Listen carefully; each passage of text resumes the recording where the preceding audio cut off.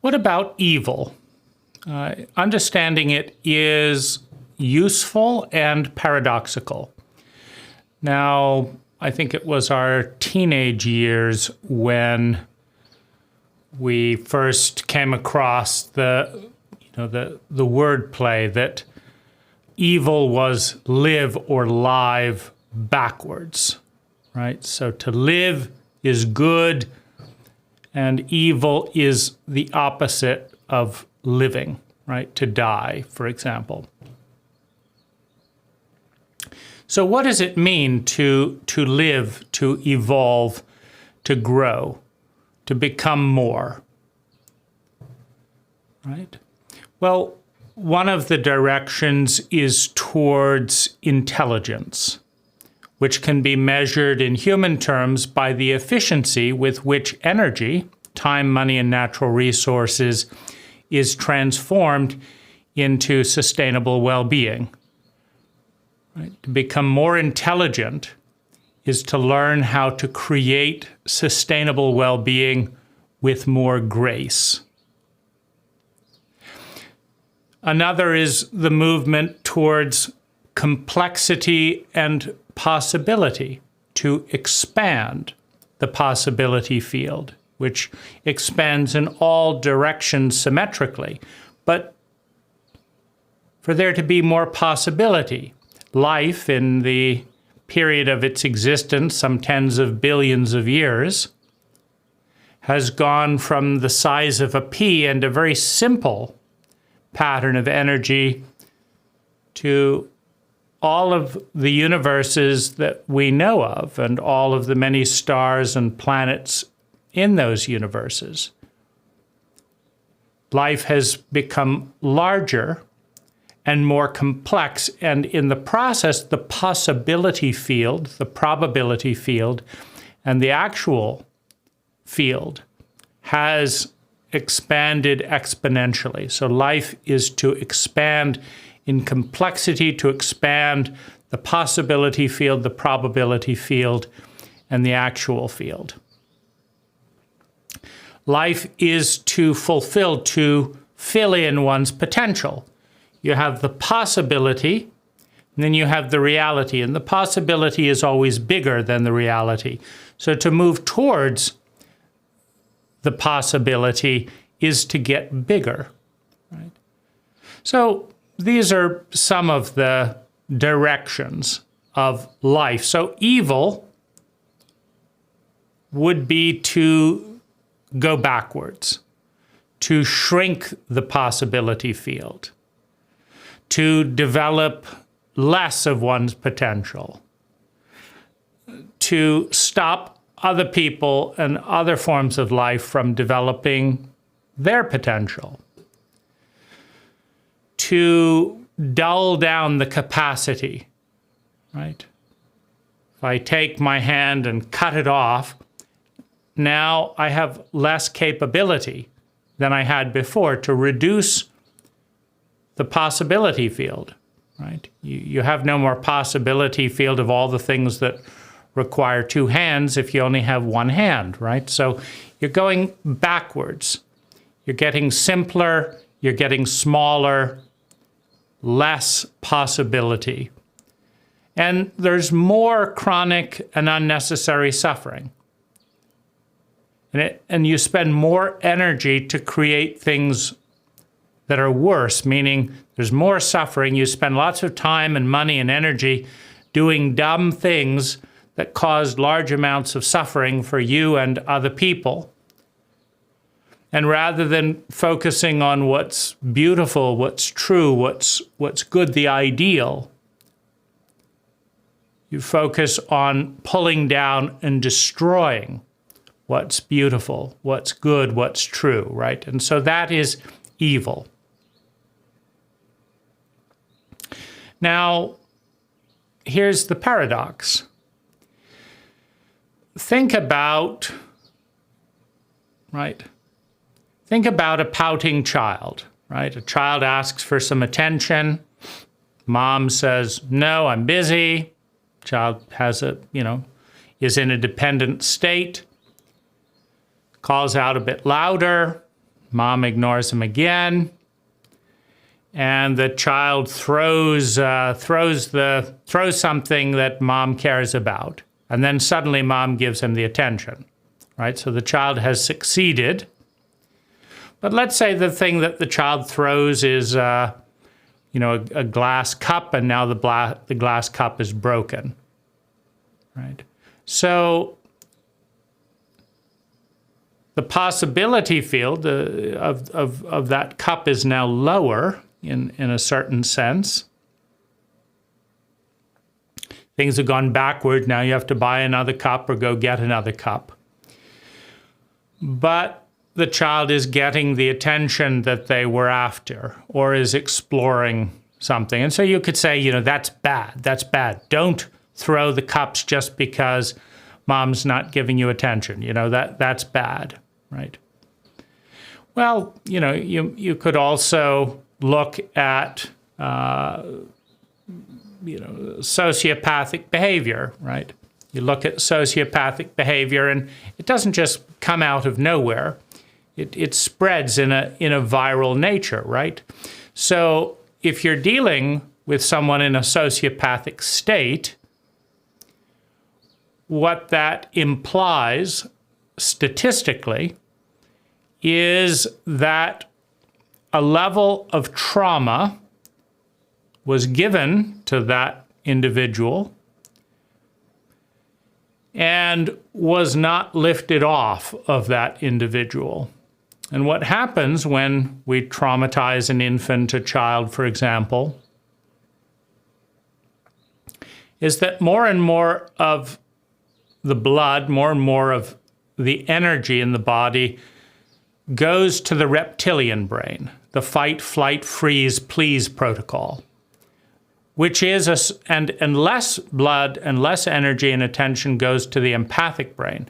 Because when you're traumatized, you're in massive amounts of pain, and an emotional brain amplifies that. Whereas the reptilian brain is iced, and so it cuts it off. It's designed to survive under stress, right? And if someone cannot survive as a human being, as an empath, because they're being traumatized and the trauma is not being lifted off, but they find they can survive as a reptile, as a human animal, in a sociopathic state, then they stay in a sociopathic state. Now, it's easy to compartmentalize and say these are the good people and these are the bad people, right? The good people have nice houses, the good people pay their taxes, the good people have good jobs, the good people are highly educated, the good people traditionally were white in a racist cult, right? You pick a race, right? So the good people are this, they're that, they're this, they're that, right? And then who are the other people?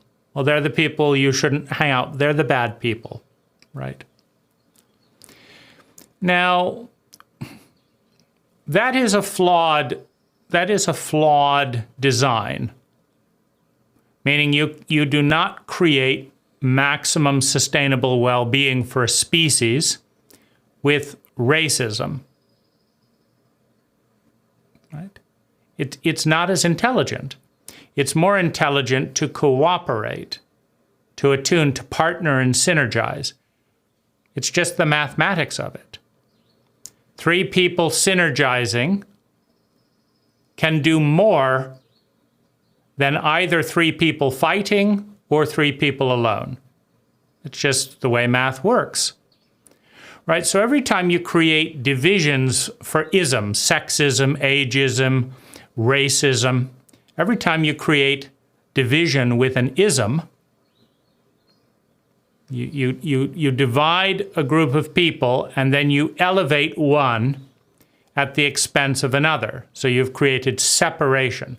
You reduce the amount of synergy, you reduce the amount of love, you reduce the amount of trust, you reduce the amount of knowledge, right? Because one part of the group has knowledge that the other group side doesn't have, and vice versa.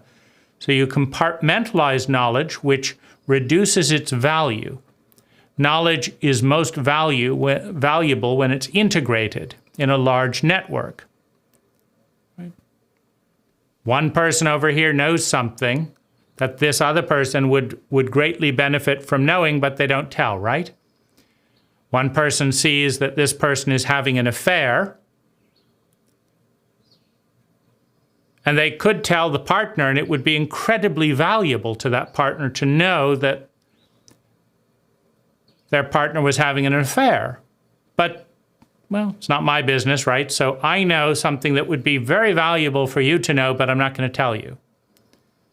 Right? The information has no value in a compartmentalized state. It has value in an integrated state in a large network. And its value increases the more people know about it, right? If you write a book and you give it to one person and it changes their life, and nobody else ever sees it, the book has limited value.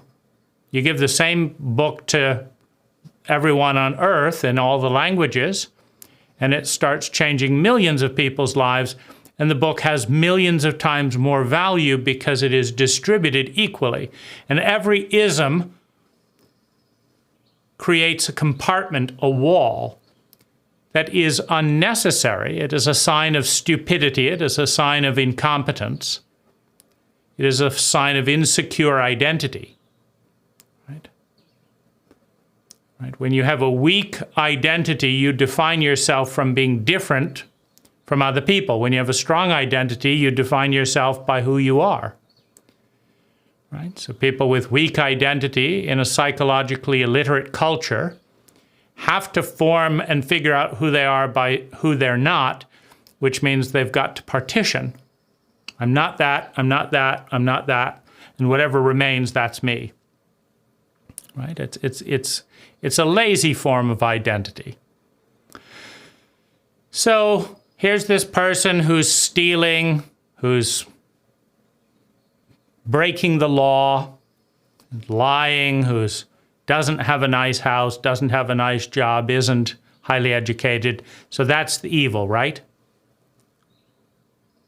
Clear and simple, right? We're the good people, they're the bad people. Stay away from the bad people. Well, it takes all sides to create stupidity, right? So, first of all of the good people are too dumb to understand the power of the network effect. Right? Imagine, like, if you visit Denmark at some point, I did, it's a remarkable experience. Imagine living in a cult, in a culture where everyone has a college degree. Everyone I met in Denmark has a college degree. Well, you've now got a large, highly educated network of people, which equals a higher level of competence, which creates a higher level of success, which creates a higher level of wealth and resources, which reduces pain and trauma, which means less defenses have to be erected to manage pain and trauma, and everyone has a better quality of life. Everyone. The good people and the bad people have a higher quality of life. Right? So that's intelligent. Now, the good people in a divisive cult that banish, that shame, that blame, that separate from the bad people, right? You don't want to hang out with those losers. You want to be with these good people, right? Are dumb. They don't understand the power of the network effect. As a result of their stupidity, they create schisms in their cult. They use their power to disenfranchise other members of their cult, and their cult becomes more fragmented, more disintegrated, and weaker. Their network is less intelligent than it would be if every member of that network were highly competent, highly informed, and their data was welcome. Their energy was welcome, their money was welcome. You think of the stupidity of racism. where a black person in the United States goes in to give money to a restaurant that supposedly exists to make money. Supposedly, that's the theory. And they say, no, we are so dumb, we would rather have less money and maybe go out of business. Most restaurants do. We'd rather risk going out of business than accepting your money because we're so attached to the stupidity of our dogma. Right? Pretty dumb. Pretty goddamn dumb. Now, what happens when you have a schismed cult? A cult is stupidity that has been indoctrinated, and everyone's doing it, right? It's why the root word of culture is cult. There is a tremendous amount of stupidity in every culture, but it is institutionalized stupidity. It is the way it is. Don't question it. Just be dumb like everyone else. So, you have your cult, the good people, right? If only the bad people would disappear, right? That was Hitler's idea. If only the bad people would disappear, right? And at least Hitler had some initiative, right? And most racist cults, right, they do a little tormenting or whatever, but they don't have a lot of integrity, right? Oh, let's pray to God who says that all people are created equal to get rid of these people, right? Are you nuts? It's profoundly stupid, right? And it's important that you understand that we are a profoundly cruel and stupid cult.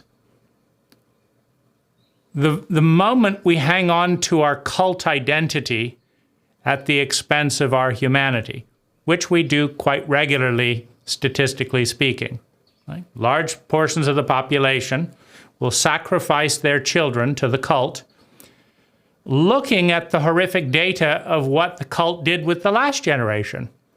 Let's see, my uncle died of an overdose, right? My brother died in Vietnam. My mother's depressed. My aunt went crazy. Now listen, little girl. I want you to do exactly as you're told. Listen to the teacher.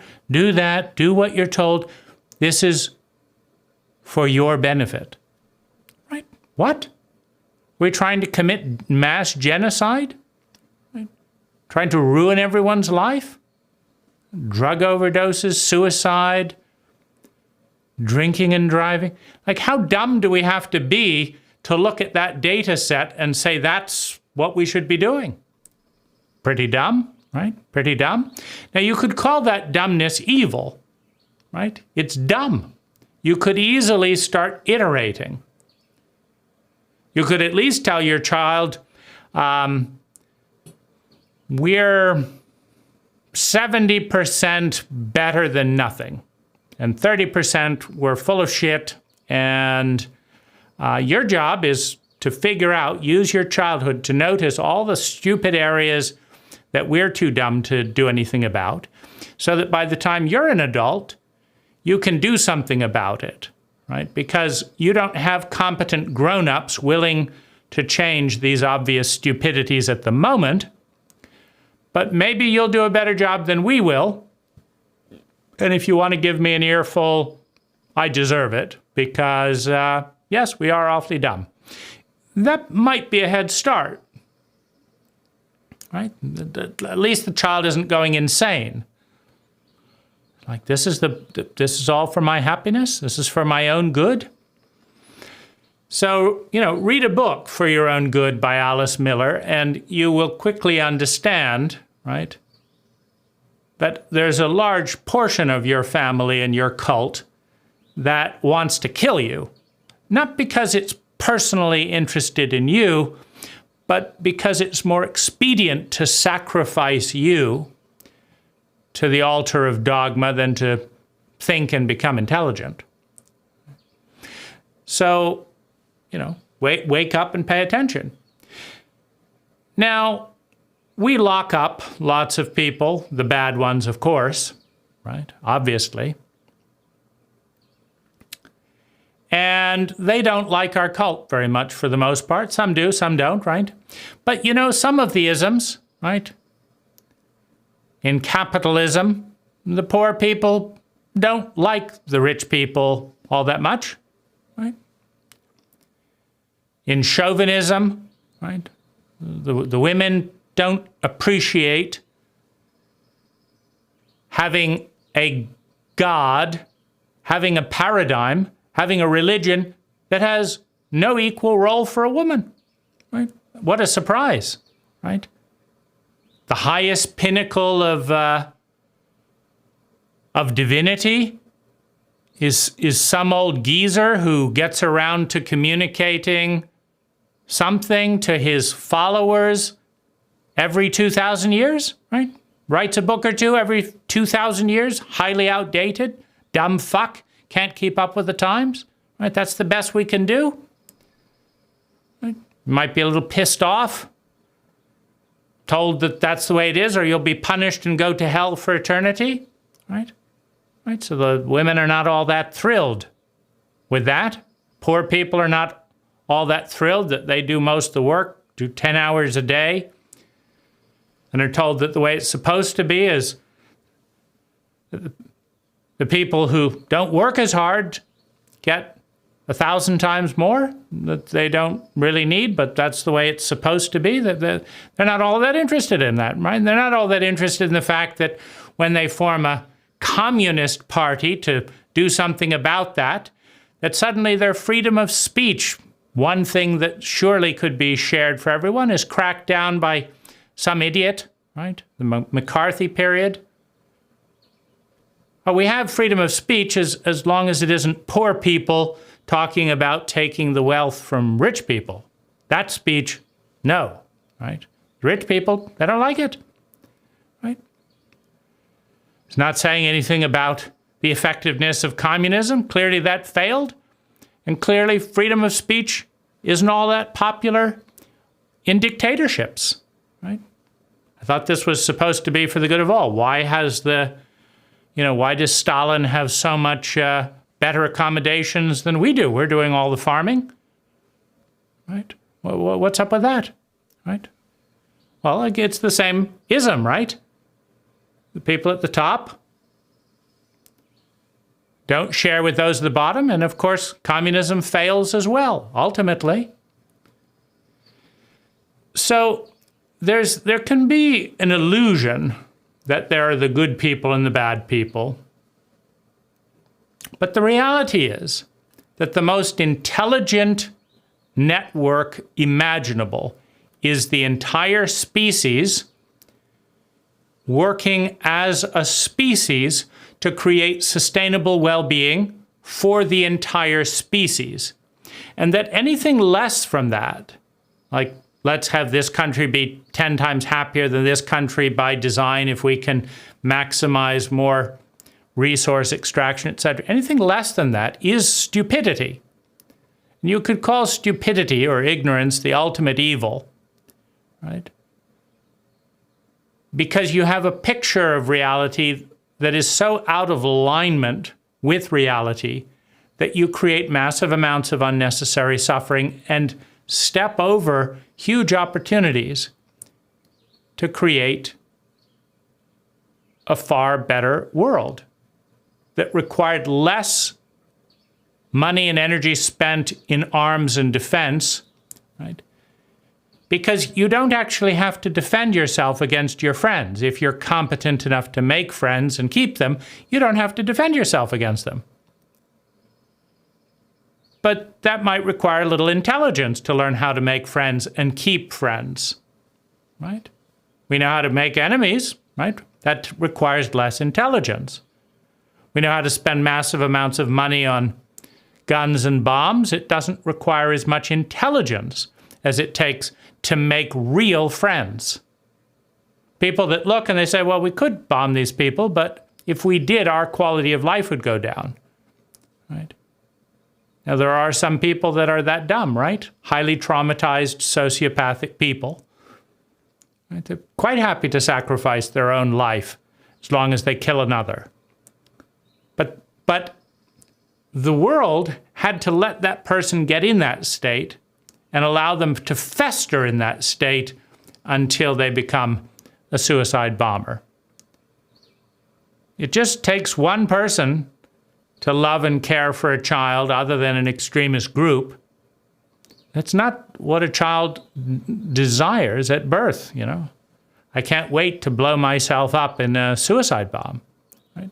But it can come to be what they desire in a sociopathic environment. Now, the truth is, anyone who's seeking to undermine the system, and every cult is an architecture of thinking, feeling, speaking, doing, and being that is a pattern, it is a system. The only people trying to destroy a system are the people disenfranchised, ill-served, and harmed by that system, left out by the system, cast out by the system. And that's the way it works, right? And the good people, right, the people at the top of the system, always lament, why are these poor, wretched, evil people trying to undo this system that's doing so much for my well-being and my family, right? They're evil people, right? But who were the evil people that designed a system that disenfranchised a majority of people? Right? It is the nature of life to want to survive and become more. And if you find yourself in part of a system that suppresses your likelihood of becoming more and elevates someone else's, you are going to destroy that system because it is the nature of life to do so. It's not human nature, it's life's nature. Right? Right? If you're a bear and you find that a system is being constructed that gives all the salmon to the other bears and you have less and less, if you can figure it out, you're going to destroy that system. Because it's not in your interest, it's not in life's interest that it exists. Because when you have these huge inequities,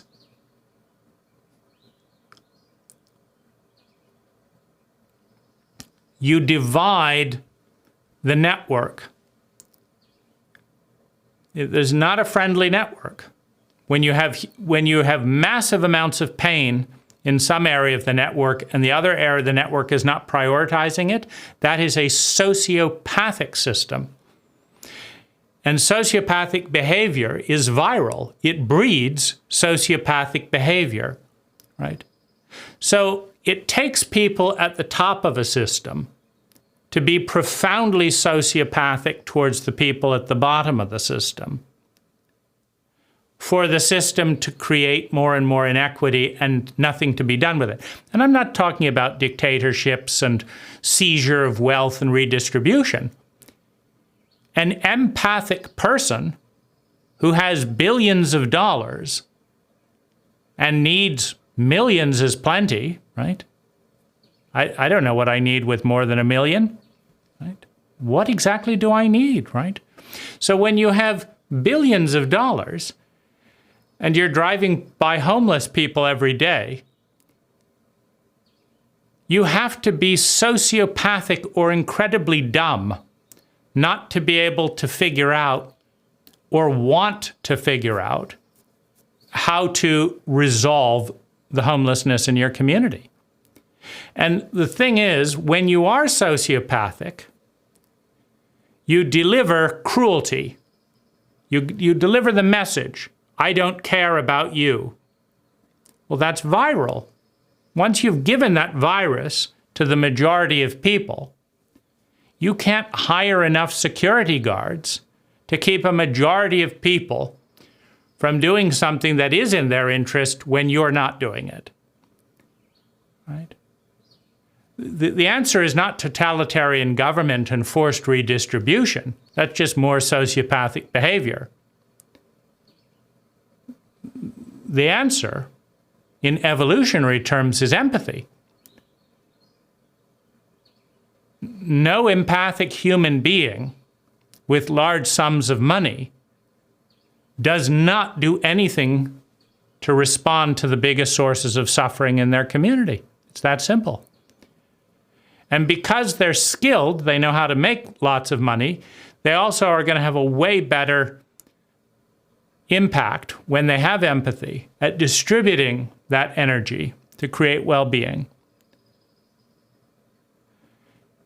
than some government or bunch of poor people stealing it because they're poor, in large part because of ignorance. Right? If they really knew how to spend all that money to create wealth, they would most likely be wealthy. Right? So,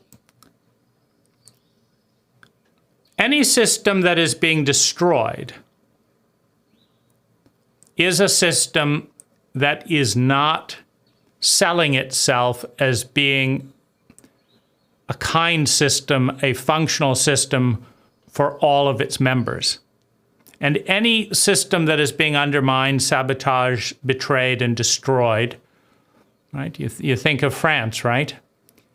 2,000 acres of the finest landscaping in the world, and peasants starving by the dozen. Right? We need more taxes for the king's palace. No, we don't. We need to kill a sociopath who's too narcissistic to feed his own people, who's pretending to be a king, but is actually a greedy sociopath. So if we could kill the king, and less taxes go into the garden, and more taxes go into helping local businesses, then we'd have a better system, right? So that's my thoughts on the nature of good and evil. What is generally perceived as evil are disenfranchised parts that are undermining because the system that is not serving them.